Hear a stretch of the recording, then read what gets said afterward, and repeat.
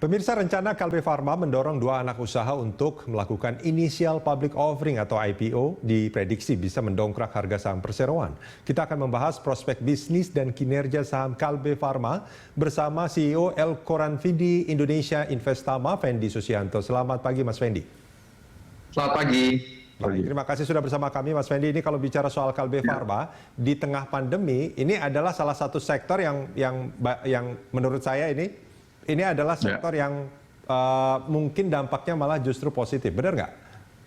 Ya memang Kalbe Farma sebagai sektor farmasi termasuk sektor yang salah satu sektor utama yang diuntungkan ya dengan ada pandemi COVID, meskipun di tengah kekhawatiran, tapi justru ini yang memiliki kinerja yang cukup bagus karena memang di situ ada kaitannya dengan obat-obatan ya, kemudian ada nutrisi ya, dan berbagai hal yang kaitannya dengan kesehatan yang demand-nya menjadi mau tidak mau mengalami peningkatan, sehingga bisa tercermin di laba kuartal pertama juga masih positif ya, dengan perolehan revenue kurang lebih sekitar 6 triliun dengan laba di atas 700 miliar rupiah. Oke, bahkan pertumbuhan di tahun ini juga diprediksi sangat optimis ya, dari 5 sampai 6 bahkan rencananya akan direvisi hingga sampai 7, 8 bahkan bisa mencapai 10 katanya. Ya, kita melihat memang begitu ya, kecenderungannya ada potensi peningkatan seiring dengan peningkatan potensi pertumbuhan ekonomi kita, masih on track ya. Kemudian juga consumer confidence juga indeksnya mengalami peningkatan di atas 100 ya sekarang ini, yang tadinya terpuruk cukup jauh. Jadi ini sektor termasuk sektor consumer ya, ini untuk ini karena di sini Kalbe Farma juga banyak lini bisnisnya, obat-obatan, kemudian ada nutrisi ya. Kemudian ada logistik dan lain sebagainya yang isinya adalah supply chain-nya sudah cukup bagus. Ini sangat dibutuhkan oleh masyarakat di saat-saat terutama di saat-saat pandemi dan ke depan untuk masyarakat Indonesia khususnya. Oke, kalau daya saing dari Kalbe Farma dan grupnya ini sebetulnya seperti apa di pasar? Nah, kita melihat memang industri farmasi memang unik ya. Industri farmasi adalah industri yang terfragmentasi. Jadi ini Kalbe Farma itu salah satu yang terbesar, pemain terbesar di farmasi dan memiliki anak usaha yang cukup banyak. Bahkan anak usaha yang dimiliki hampir 100% aja ada kurang lebih ada 9 perusahaan yang bergerak berbagai macam bidang yang related dengan bisnis ya. Kita lihat ya, tentu saja kompetisi menjadi sangat tight menurut saya, karena memang beberapa pemain baik di domestik maupun di global juga cukup bagus ya. Dan di sini justru menurut saya adalah kemampuan dia di dalam berinovasi untuk menciptakan produk-produk baru, kemudian bagaimana berekspansi bisnis tentang penjualan. Dan kita ingat kalau kita lihat Kalbe Farma juga penjualan domestiknya memang yang paling besar, mungkin sekitar 95%-an itu adalah domestic market. Nah, sementara yang ekspor baru eksposurnya relatif kecil ya, kurang dari 5%. Mungkin itu ke depan untuk meningkatkan daya saing mesti ditingkatkan juga menurut saya ya. Jadi diversifikasi portfolio domestik maupun ekspornya juga harus dalam posisi yang paling tidak ekspor sedikit mulai peningkatan atau berimbang, kurang lebih seperti itu. Mas Fendi, ini ada rencana Kalbe Farma akan IPO dua anak usaha. Bagaimana Anda melihat ini? Ya ini akan menurut saya akan positif ya. Hanya saja memang timingnya barangkali belum ada kejelasan juga dari manajemen Kalbe Farma. Kita lihat ada dua anak perusahaan yang cukup besar. Misalnya adalah satu Sanghyang Perkasa. Itu di bidang Kalbe Nutritional itu juga cukup memiliki kontribusi positif ya. Pada tahun 2020 itu memberikan kontribusi terhadap revenue itu kurang lebih 6,5 triliun. Sementara ada juga yang di bidang distribusi dan logistik, yaitu ada Encephal Putra Mega Trading, itu juga memberi kontribusi cukup besar dalam revenue dalam bentuk sekitar 7,6-7,5 triliun. Jadi ini kalau IPO tentu saja ini akan bisa memberikan suntikan dana dan berpeluang untuk bisa memberikan value added buat kedua anak perusahaan yang memiliki kontribusi besar ini untuk bertumbuh ya. Karena penetrasi di Indonesia juga belum terlalu besar dan memiliki peluang yang besar, apalagi kalau memang untuk tujuan ekspor kalau dikembangkan. Jadi ini tentu saja rencana ini positif menurut saya dan bisa berpeluang besar untuk meningkatkan nilai perusahaan dari Kalbe Farma sebagai grupnya secara lebih besar. Dari momentumnya sendiri, Mas Fendi, di tengah pandemi seperti sekarang, apakah ini sebetulnya tidak menjadi pertimbangan tersendiri juga?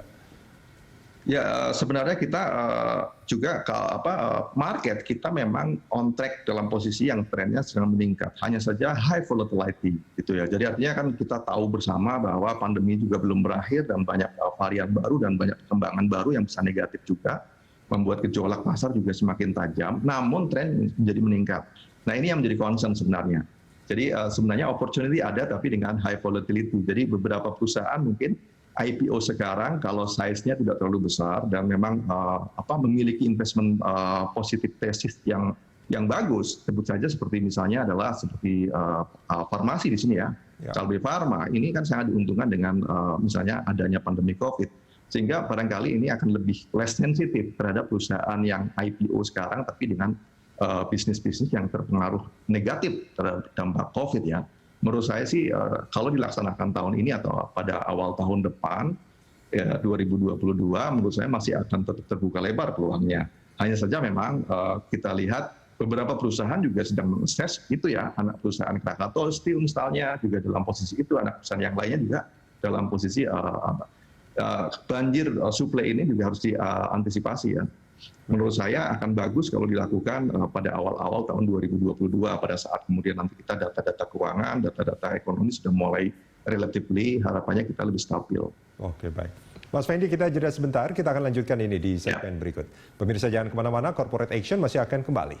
Pemirsa, bagaimana catatan historis Kalbe Farma sebagai emiten di pasar modal dan seberapa atraktif pergerakan sahamnya? Rekan Anggita Wulandewi akan menyampaikan berbagai informasi untuk Anda. Silakan.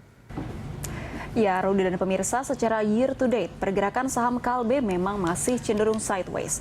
Kita simak data pasar Kalbe Farma. PT Kalbe Farma Tbk melantai di bursa dengan kode emiten KLBF dan melakukan IPO pada 30 Juli 1991. Terdaftar di papan utama pada bidang usaha farmasi dan bergerak di sektor kesehatan dan subsektor farmasi dan riset kesehatan. Selanjutnya kita lihat sejumlah pemegang saham dari Kalbe Farma. Untuk saham Kalbe Farma ini paling banyak dipegang oleh umum atau publik sebanyak 42,84% atau 20,08 miliar lembar saham. Selanjutnya pemegang saham terbesar kedua dari Kalbe Farma adalah PT Girasole Prima yang memegang saham sebanyak 4,82 miliar lembar saham, dan selanjutnya PT Ladang Ira Panen yang memegang saham dari Kalbe Farma sebanyak 4,38 miliar lembar saham atau 9,36%. Selanjutnya untuk pergerakan nilai saham dari Kalbe Farma pada 4 Januari 2021, saham PT Kalbe Farma Tbk diperdagangkan di level Rp1.475 per lembar saham dan mengalami kenaikan yang cukup tinggi, yaitu pada 11 Januari diperdagangkan di level Rp1.760 dan kemudian sempat mengalami penurunan pada 18 Februari diperdagangkan menjadi level Rp1.490 per lembar saham. Selanjutnya pada 28 Mei saham dari PT Kalbe Farma Tbk ini diperdagangkan di level Rp1.440 per lembar saham. Ya, Rudi dan pemirsa, demikianlah sejumlah data dan juga informasi dari pergerakan saham dari PT Kalbe Farma Tbk. Kembali ke Anda di studio. Baik, terima kasih Anggita Wulandewi, dan dialog kita lanjutkan kembali masih bersama Fendi Susianto, CEO dari El-Quran Fidi Indonesia Investama. Mas Fendi. Ya. Ya, Mas, kalau kita melihat grafik yang tadi disampaikan rekan Anggita, ini di awal tahun, terus sempat naik sampai 1.475-an kalau saya tidak salah. Terus tapi kalau kita melihat sejak April, itu trennya justru negatif ya, turun. Bahkan kalau kita melihat akhir itu di bawah di awal Januari. Sekarang di posisi 1.440, di awal Januari ada di 1.475. Padahal kalau kita melihat di kuartal 1 ini kan sebetulnya secara kinerja Kalbe Farma cukup positif. Ya, kita ingat bersama kalau kita lihat secara titik-titik ekstrimnya pergerakan harga sebelum COVID itu di kisaran 1.700, kemudian pada saat COVID sedang parah-parahnya di bulan Maret ya, 26 Maret 2020 itu 830 harganya menyentuh level terendah. Kemudian di Januari, 12 Januari awal tahun kemarin itu sempat loh 1.960. Nah, kita kemudian dia terus mengalami penurunan ya sampai dengan posisi sekarang. Kalau saya melihat memang lebih banyak pergerakan harga saham hingga level yang tinggi tersebut sebelumnya di bulan-bulan Januari lebih banyak karena euforia. Karena semua orang berpikir bahwa sektor yang paling terpengaruh positif dengan adanya dampak COVID itu adalah sektor farmasi. Sehingga banyak investor-investor, terutama retail investor, memburu. Sehingga itu overshoot ya. Jadi artinya sudah terjadi overreacted. Nah, sehingga yang terjadi adalah harga bisa sampai tinggi. Nah, dalam posisi sekarang menurut saya adalah di level 1440, kemudian level 1000 sampai dengan 1700, itu adalah masih within the range of valuations-nya, yang harga wajarnya untuk saham KLB Pharma. Jadi kalau kita melihat sekarang sedang dalam posisi yang sudah cukup realistis ya, di level-level 1400. Kalau kita melihat valuasi analis saya mengatakan bahwa intrinsic value KLB Pharma itu ada di 1790-an. Ya, jadi dengan posisi harga sekarang tentu saja meskipun dalam posisi yang sedang turun, tapi masih ada potensi untuk alami upset harga. Di posisi 1440 hingga 1790-an. Kurang lebih demikian. Nah, ini support resistennya di tahun ini akan bergerak di level berapa sebetulnya, Mas Fendi? Nah, kalau saya melihat sekarang ini sudah berada di level dekat support ya, support di 1400, kemudian resisten ada di 1700. Jadi kalau lihat pergerakannya, kemudian dia sudah ganti ke level-level batas bawah ya, di mana secara psikologis para pelaku pasar sudah mulai mengconsider untuk membeli kembali di level 1400-an. Jadi sekarang itu 1440 menurut saya juga level yang cukup menarik, atraktif ya, untuk para investor baik secara teknikal maupun secara fundamental. Ini nampaknya sudah dalam posisi yang downgrade risk-nya boleh dikatakan sudah mulai mengecil ataupun sudah mulai tidak terlalu besar lah ya, sehingga sudah cukup relatif aman untuk melakukan trading purposes maupun untuk melakukan investment untuk saham ini. Mas Fendi, ini kalau kita melihat sektor farmasi, memang seperti yang tadi sempat disampaikan bahwa ini adalah sektor yang sebetulnya banyak orang menilai ini akan tumbuh di masa pandemi. Tapi di sisi lain, apa yang akan mungkin menjadi penghambat, meskipun mungkin di sektor maksud kami di kuartal 1 KLB Pharma cukup positif, tapi apa kira-kira yang akan menghambat pertumbuhan KLB? Nah, kalau kita main dari sisi sektoral, memang pertumbuhannya memang tidak terlalu besar. Pertama itu ya, mungkin antara less than double digit lah. Mungkin antara sekitar 8 sampai dengan 10% secara sektoral kita melihat. Nah, kemudian persaingan di level global juga kan sangat tinggi, Mas Rudi ya, untuk farmasi ini. Terutama obat-obatan, suplemen, dan lain sebagainya, itu dari produk-produk yang dari luar itu juga cukup besar dan memiliki daya saing yang cukup tinggi ya.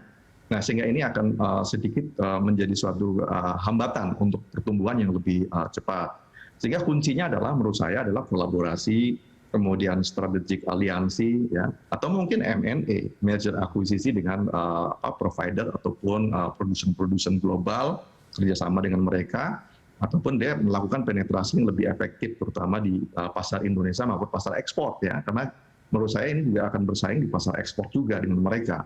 Sehingga ini akan menjadi hal-hal yang menjadi kunci menurut saya, dan sekaligus ini menjadi penghambat dan sekaligus menjadi kunci maksudnya kesuksesan untuk bersaing ke depan. Kalau lihat dari inovasinya sudah sangat bagus, kemudian dari bagaimana menggunakan strategi digital marketing juga sudah mulai ya. Ini menurut saya sudah on track. Tinggal persoalannya gimana secara strategik bisa melakukan aliansi strategik, kolaborasi dengan pihak-pihak lain, karena perkara obat-obatan, nutrisi dan lain sebagainya menurut saya sangat bergantung dengan research and development, dan biayanya itu tidak murah. Jadi artinya mungkin kapabilitas dari luar mungkin lebih bagus ataupun lebih punya kemajuan yang lebih tinggi, itu bisa dipikirkan menurut saya ke depannya untuk melakukan kolaborasi. Baik. Mas Fendi, terima kasih banyak sudah bersama kami di Corporate Action.